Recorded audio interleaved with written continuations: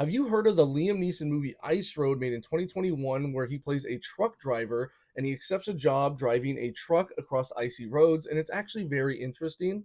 Well, in June of this year, Ice Road Vengeance, which is the sequel to that movie, has come out, and I just found out about it right now, and so I want to talk about it. So in the first movie, it's him and his brother who are the truck drivers. They end up part of this crew, and they have to drive these trucks across this icy road, which is very dangerous. They're not supposed to do it this time of year, and yet they still took the job.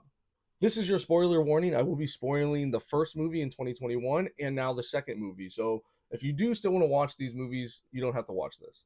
Of course, things go wrong, and Mike, who is Liam Neeson's character, loses his brother. He dies in like a heroic way because a lot of things go bad, and he jumps basically in the fire and he dies sadly. It's basically the climax of the film, and it's just very sad and emotional. Now, in this second film, it shows that he is dealing with depression over the loss of his brother, and so he does the one thing that he asks for him when he dies, and it's to spread his ashes at the top of Mount Everest. So when he does travel all the way to end up climbing Mount Everest, he ends up getting on this tram that takes him on a tour to the base camp of Mount Everest. But while all that is happening, there's this mega bad guy, and he's basically trying to own all of the land. So in order to do that, he's decided to kill all of the landowners so that way he could just buy it from the government. And obviously, that is horrible. So, a main part of the film is actually the father and the son who are trying to survive from this maniac who's just trying to kill all of the homeowners. And they end up luckily crossing paths with Liam Neeson's character, Mike.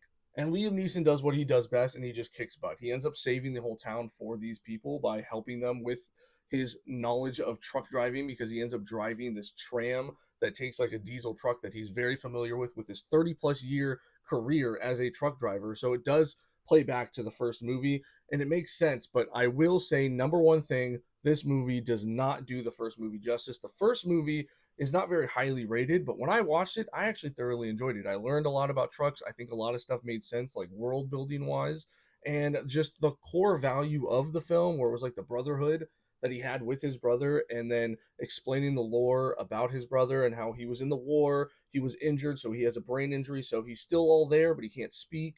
A lot of stuff went down into the first movie, and in this movie, it's kind of like trying to put a clothespin to end the story of his brother by spreading his ashes. But yeah, this movie was not on my radar, so that's why I'm watching this like 4 months later. I had no idea there was going to be a sequel, and it's written and directed by the same guy who did the first one.